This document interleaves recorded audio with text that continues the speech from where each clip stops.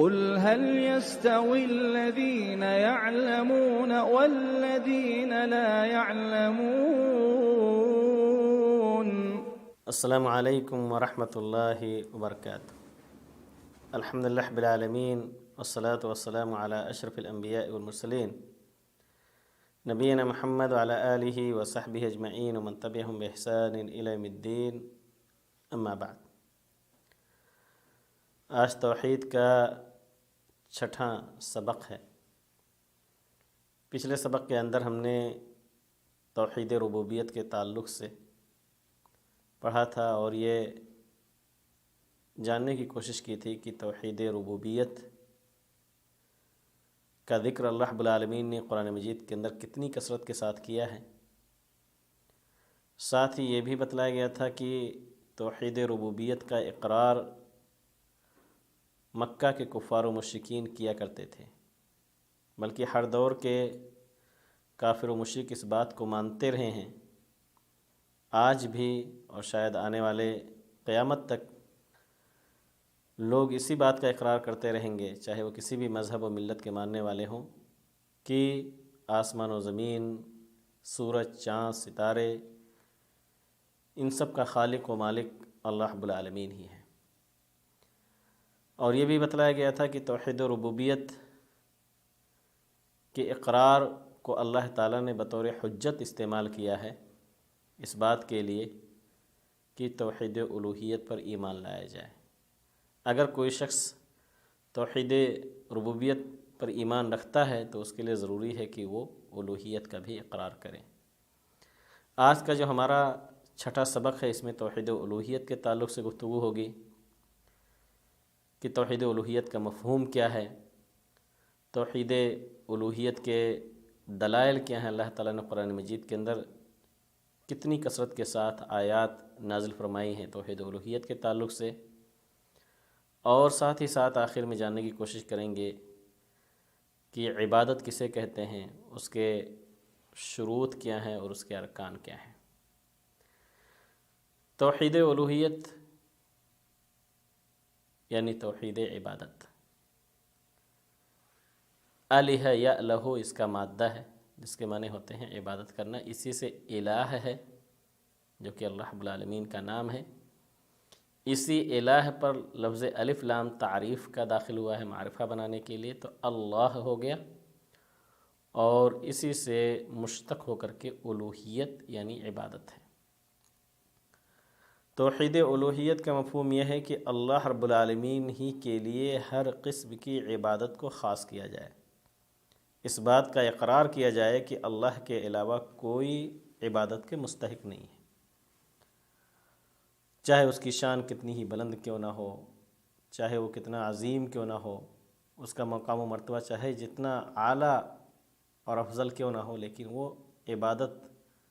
کے مقام تک نہیں پہنچ سکتا، چاہے وہ کوئی نبی ہو، کوئی ولی ہو، کوئی فرشتہ ہو یا کوئی بھی انسان ہو، وہ اپنے مقام اور اپنی حیثیت کے ناحیے سے کتنا ہی بڑھ کر کیوں نہ ہو، لیکن عبادت کے درجے تک نہیں پہنچ سکتا۔ عبادت کا مستحق اگر کوئی ہے تو صرف اور صرف اللہ رب العالمین ہی ہے۔ اللہ رب العالمین نے تمام انبیاء اور رسل کو یہی دعوت بھی دے کر کے بھیجا کہ جا کر کے اپنی اپنی قوم کو اللہ تعالیٰ کی عبادت کی طرف بلائیں۔ چنانچہ قرآن کے اندر کثرت سے اللہ رب العالمین نے انبیاء اور رسل کا ذکر کیا ہے اور ان کی دعوت کا بھی تذکرہ کیا ہے، جس سے پتہ چلتا ہے کہ تمام نبیوں کی دعوت توحید الوہیت کی دعوت تھی۔ چنانچہ اللہ تعالیٰ قرآن میں سورہ ہود کے اندر کہتا ہے کہ وَلَقَدْ أَرْسَلْنَا نُوحًا إِلَىٰ قَوْمِهِ إِنِّي لَكُمْ نَذِيرٌ مُّبِينٌ أَلَّا تَعْبُدُوا إِلَّا اللَّهَ۔ ہم نے نوح علیہ السلام کو ان کی قوم کی طرف بھیجا اور انہوں نے اپنی قوم کے بعد جا کر کے کہا کہ یقیناً میں تمہارے لیے کھلم کھلا واضح طور پر ہوشیار کر دینے والا، ڈرانے والا ہوں، اللہ تعبدوا الا اللہ، کہ تم صرف اور صرف اللہ ہی کی عبادت کرو، انی اخاف علیکم عذاب یوم علیم،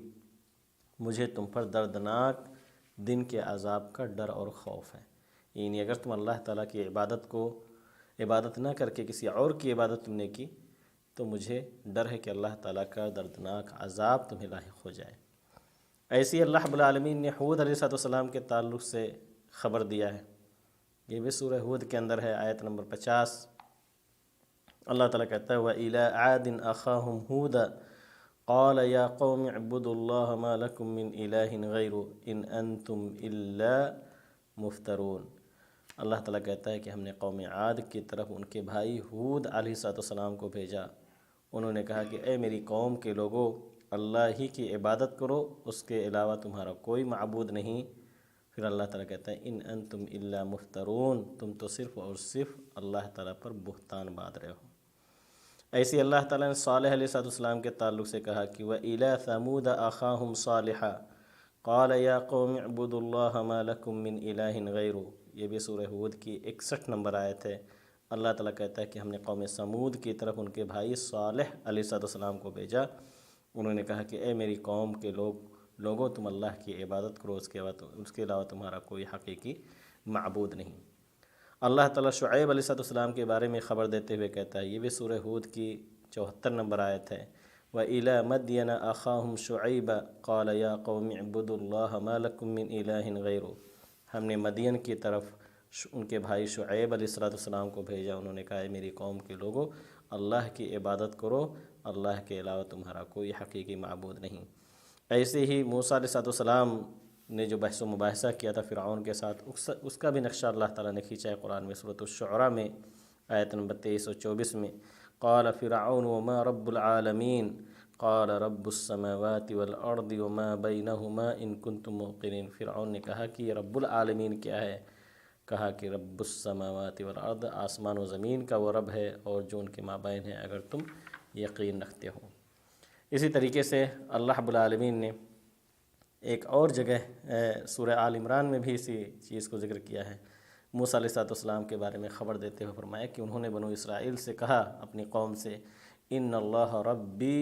وربکم فاعبدوہ ھذا صراط مستقیم، کہ یقیناً اللہ ہی میرا بھی اور تمہارا بھی رب ہے، اسی کی عبادت کرو، یہی سیدھا راستہ ہے، سیدھی راہ یہی ہے۔ اللہ رب العالمین نے آخری نبی جناب محمد رسول اللہ صلی اللہ علیہ وسلم کو بھی یہی حکم دیا کہ وہ اہل کتاب سے کہیں قُلْ يَا أَهْلَ الْكِتَابِ تَعَالَوْا إِلَىٰ كَلِمَةٍ سَوَاءٍ بَيْنَنَا وَبَيْنَكُمْ أَلَّا نَعْبُدَ إِلَّا اللَّهَ وَلَا نُشْرِكَ بِهِ شَيْئًا وَلَا يَتَّخِذَ بَعْضُنَا بَعْضًا أَرْبَابًا مِّن دُونِ اللَّهِ، یہ سورہ آل عمران کی 64 نمبر آیت ہے کہ اے نبی آپ کہہ دیجئے کہ اے اہل کتاب، ایسی انصاف والی بات کی طرف تم آؤ، ایسے کلمے کی طرف آؤ جو ہم میں اور تم میں برابر ہے، اور وہ کلمہ کیا ہے کہ ہم اللہ کے سوا کسی کی عبادت نہ کریں، نہ ہی اس کے ساتھ کسی کو شریک ٹھہرائیں، اور اللہ تعالیٰ کو چھوڑ کر آپس میں ایک دوسرے کو رب نہ بنائیں۔ اللہ رب العالمین نے تمام انسانوں کو بھی مخاطب کرتے ہوئے یہی فرمایا کہ یا ایھا الناس اعبدوا ربکم الذی خلقکم والذین من قبلکم لعلکم تتقون، سورہ بقرہ کی آیت نمبر 21 ہے۔ اللہ تعالیٰ کہتا ہے کہ اے لوگو، اپنے اس رب کی عبادت کرو جس نے تمہیں اور تم سے پہلے کے لوگوں کو پیدا کیا ہے، یہی تاکہ تم تقوی اختیار کر سکو، تم بچ سکو اللہ تعالیٰ کے عذاب سے، اللہ رب العالمین کے عقاب سے۔ ان تمام آیات کی روشنی میں جو ہم نے ابھی آپ کے سامنے پڑھی مختلف انبیاء کرام کے تعلق سے، اس سے یہی پتہ چلتا ہے کہ تمام نبیوں اور رسولوں نے اپنی قوم کو اللہ رب العالمین کی عبادت کی طرف دعوت دی، اور انہیں اس بات سے آگاہ بھی کیا کہ اگر اللہ رب العالمین کی عبادت کو چھوڑ کر کے تم نے کسی اور کی عبادت کی تو اللہ تعالیٰ کا عقاب بھی تمہیں لاحق ہوگا، اللہ کی سزا تمہیں لاحق ہوگی۔ اور اللہ تعالیٰ نے اسی کو قرآن مجید کے سورۃ النحل کے اندر بیان بھی کیا کہ وَلَقَدْ بَعَثْنَا فِي كُلِّ أُمَّةٍ رَسُولًا أَنِ اعْبُدُوا اللَّهَ وَاجْتَنِبُوا الطَّاغُوتَ، سورۃ النحل آیت نمبر 36۔ اللہ تعالیٰ کہتا ہے کہ ہم نے ہر امت میں ایک رسول بھیجا، اور اس رسول نے یہی کہا کہ لوگوں اللہ کی عبادت کرو، اس کے بعد تمام معبودوں سے بچو۔ تو پتہ یہ چلا کہ ہر نبی نے اپنی اپنی قوم سے یہی کہا کہ اعبدوا اللہ ما لکم من الہ غیرہ، کہ اللہ تعالیٰ کی عبادت کرو، اللہ کے علاوہ کوئی بھی تمہارا حقیقی معبود نہیں ہے۔ تو الوہیت کی دعوت تمام انبیاء کرام نے دی، تمام رسولوں نے اپنی اپنی قوم کو اسی کی طرف دعوت دیا۔ یہ توحید الوہیت، یہ توحید عبادت جو ہم کہتے ہیں، آئیے جان لیتے ہیں کہ عبادت کا مفہوم کیا ہے۔ عبادت کا لغوی معنی خضوع اور تذلل کے ہیں۔ اسی سے کہا جاتا ہے طریق معبد۔ طریق معبد یعنی وہ راستہ جو ہموار ہو، سیدھا سادہ ہو، برابر ہو، کوئی ٹیڑھا پن اس کے اندر نہ ہو، کجی نہ ہو، اس کو طریق معبد کہا جاتا ہے۔ تو عبادت یعنی اللہ رب العالمین کے سامنے بندہ اپنے آپ کو خشوع اور خضوع کرتے ہوئے اللہ تعالیٰ کی رضامندی کا کام کرے۔ شیخ الاسلام ابن تیمیہ رحمۃ اللہ علیہ نے عبادت کی بہت ہی جامع تعریف کی ہے۔ چنانچہ وہ کہتے ہیں کہ عبادت کیا ہے؟ اسم جامع لکل ما یحبہ اللہ ویرضاہ من الاقوال والاعمال الظاہرہ والباطنہ، کہ عبادت تو اس مجموعے کا نام ہے، اس جامع چیز کا نام ہے جو اللہ پسند کرتا ہے، جس سے اللہ تعالیٰ راضی ہوتا ہے، چاہے اس کا تعلق اقوال سے ہو، اعمال سے ہو، ظاہری ہو یا باطنی ہو۔ اس جامع تعریف کے اندر بہت ساری چیزیں داخل ہو جاتی ہیں۔ اگر اس تعریف کے تعلق سے ہم گفتگو کرتے ہیں تو پتہ چلتا ہے کہ اس میں وہ تمام اعمال داخل ہیں جو اللہ رب العالمین کو محبوب ہیں۔ اور ظاہر سی بات ہے اللہ تعالیٰ کو کیسے وہ چیزیں محبوب ہوں گی؟ اللہ تعالیٰ نے ذکر کیا ہوگا، نبی کریم صلی اللہ علیہ وسلم نے یا ہر نبی نے اپنی اپنی قوم کو رہنمائی کی ہوگی اس کی طرف۔ تو عبادت کا پتہ ہمیں چلے گا کہ قرآن سے اور صحیح احادیث کی روشنی میں، تبھی ہمیں معلوم ہوا کہ اللہ تعالیٰ کن چیزوں کو پسند کرتا ہے اور کن چیزوں کو ناپسند کرتا ہے۔ جن چیزوں کو پسند کرتا ہے اس کو انجام دینا عبادت ہے، اور جن چیزوں کو اللہ تعالیٰ ناپسند کرتا ہے اس سے بچنا بھی عبادت ہے۔ چاہے اس کا تعلق اقوال سے ہو، یعنی آدمی اپنی زبان سے اسے ادا کرے، جیسے اللہ تعالیٰ کا ذکر، اذکار یا دعائیں، نماز کے کلمات، اور اسی طریقے سے وہ تمام چیزیں جو جسم کے اعضاء اور جوارح سے انجام دی جاتی ہیں، ظاہر ہوتی ہیں، جو ہمیں دکھتی ہیں، اور باطن میں بھی جو ہیں جس کا تعلق قلب سے ہے، جس کا تعلق دل سے ہے، چاہے وہ اللہ تعالیٰ کا خوف ہو، اللہ تعالیٰ کی محبت ہو، اللہ رب العالمین کا تقویٰ ہو، اللہ کی ذات پہ بھروسہ ہو، اللہ کی ذات سے امید ہو، اللہ تعالیٰ کے تعلق سے حسن ظن ہو، یہ ساری کی ساری چیزیں بھی عبادت ہیں۔ بلکہ یہی اہم عبادات ہیں، جو قلبی عبادات ہیں جس کا تعلق دل سے ہے، وہ سب سے عظیم ہیں۔ اس کے اندر اللہ تعالیٰ کی خشیت، اللہ رب العالمین سے رحبت، یہ ساری کی ساری چیزیں بہت ہی عظیم ہیں۔ اگر یہ قلبی جو عبادات ہیں اگر اس کو ہم انجام دیتے ہیں تو پھر ظاہری جو عبادات ہیں جو دیکھتے ہیں اس کی اصلاح خود بخود ہو جاتی ہے، اور آدمی نماز بھی ادا کرتا ہے، روزے بھی رکھتا ہے، نذر و نیاز بھی کرتا ہے، اعتکاف کرتا ہے، رکوع، سجدہ اور ذبح جیسی عبادات، یہ سب کے سب عبادات میں شامل ہے، کیونکہ اللہ تعالیٰ نے اس سے بتلایا ہے کہ اللہ رب العالمین اسے پسند کرتا ہے۔ تو عبادت کا مفہوم بہت ہی وسیع ہے۔ ہر وہ چیز عبادت ہے جسے اللہ تعالیٰ پسند کرتا ہے، جس سے اللہ تعالیٰ راضی ہوتا ہے، چاہے اس کا تعلق قول سے ہو یا فعل سے ہو، ظاہری ہو یا باطنی ہو۔ اور کیسے پتہ چلے گا کہ اللہ تعالیٰ کس چیز کو پسند کرتا ہے، کس کو ناپسند؟ ظاہر سی بات ہے قرآنی آیات اور احادیث کی روشنی میں ہمیں یہ چیز معلوم ہوگی۔ تو اللہ رب العالمین نے قرآن مجید کے اندر بے شمار چیزوں کو بطور عبادت ذکر بھی کیا ہے، اسی میں سے دعا بھی ہے۔ اللہ رب العالمین کہتا ہے قرآن مجید کی آیت میں سورۃ المؤمنون میں کہ وَمَن يَدْعُ مَعَ اللَّهِ إِلَٰهًا آخَرَ لَا بُرْهَانَ لَهُ بِهِ فَإِنَّمَا حِسَابُهُ عِندَ رَبِّهِ إِنَّهُ لَا يُفْلِحُ الْكَافِرُونَ، کہ جو شخص اللہ کے ساتھ کسی دوسرے معبود کو پکارے جن کی کوئی دلیل اس کے پاس نہیں ہے، تو اس کا حساب تو اس کے رب کے اوپر ہی ہے، یقیناً کافر لوگ نجات سے محروم ہیں۔ ایسے اللہ تعالیٰ کہتا ہے کہ ان المساجد للہ فلا تدعوا مع اللہ احدا، کی مسجدیں صرف اللہ کے لیے خاص ہیں، اللہ تعالیٰ کے ساتھ کسی اور کو نہ پکارو۔ تو اللہ تعالیٰ کو چھوڑ کر کے اگر کوئی شخص کسی اور کو پکارتا ہے، کسی اور کو راضی کرنے کی کوشش کرتا ہے، تو پھر یہ بہت ہی خطرناک ہے، اور یہی اللہ رب العالمین کی ذات کے ساتھ شرک اور کفر ہے۔ عبادت کی قبولیت کے لیے دو بنیادی شرطیں ہیں جو بہت ہی اہم ہیں، کہ اس عبادت کے اندر جو بھی ہم نے ذکر کیا مختلف قسم کی عبادات کا، سب سے پہلی شرط یہ ہے کہ وہ عبادت خالص اللہ رب العالمین کے لیے ہو، اور دوسری شرط یہ ہے کہ وہ عبادت نبی کریم صلی اللہ علیہ وسلم کی سنت کے عین مطابق ہو۔ اللہ تعالیٰ نے کثرت سے ان دونوں شرطوں کا قرآن میں ذکر کیا ہے۔ انہی آیات میں سے ہے کہ وَمَا أُمِرُوا إِلَّا لِيَعْبُدُوا اللَّهَ مُخْلِصِينَ لَهُ الدِّينَ حُنَفَاءَ، کی حکم دیا گیا انہیں اس بات کا کہ وہ اللہ تعالیٰ ہی کی عبادت کریں، خالص طور سے اسی کے لیے عبادت کو خاص کر لیں۔ ایسے ہی نبی کریم صلی اللہ علیہ وسلم کی احادیث ہے کثرت سے جو ہمیں بتلاتی ہے کہ سنت کی اتباع بھی بہت ضروری، بلکہ قرآن میں اللہ تعالیٰ نے بھی اس کا تذکرہ کیا ہے، من احدث فی امرنا ھذا ما لیس منہ فہو رد، یہ صحیح بخاری مسلم کی حدیث ہے کہ جس شخص نے ہمارے دین میں کوئی ایسی چیز ایجاد کیا جس کا اس دین سے کوئی تعلق نہیں تو وہ مردود ہے۔ ایسے ہی عبادت کے ارکان بھی 3 اہم بنیادی ارکان ہیں،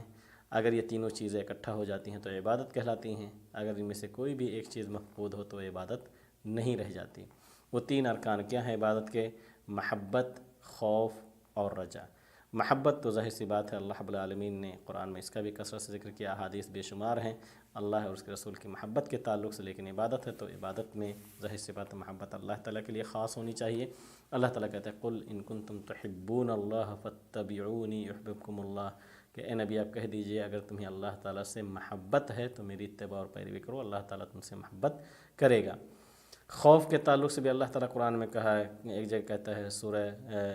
سورہ آل عمران میں 175 نمبر آیت میں کہ وہ فلا تخافوہم وخافون، کہ ان سے مت ڈرو، ڈرنے کے کام مجھ سے ڈرا کرو۔ ایسے اللہ تعالیٰ رجا کے تعلق سے کہتا ہے فمن کان یرجو لقاء ربہ فلیعمل عملا صالحا ولا یشرک بعبادۃ ربہ احدا، جو شخص اپنے رب سے ملاقات کی امید رکھتا ہو اسے چاہیے کہ عمل صالح کرے اور اپنے رب کے ساتھ کسی کو بھی شریک نہ ٹھہرائے۔ تو مفسرین نے ذکر کیا ہے کہ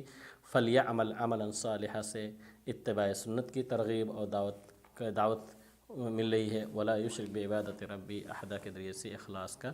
پتہ چلتا ہے۔ تو یہ محبت اور خوف اور رجا، یہ تینوں چیزیں جب اکٹھا ہوتی تو عبادت کہلاتی ہیں، اور محبت اس کے اندر اصل ہے، یہی مقصود ہے، البتہ خوف اور رجا جو ہے اللہ رب العالمین کی اسی محبت کے انجام کے طور پر، تقاضے کے طور پر پوری ہوتی ہیں۔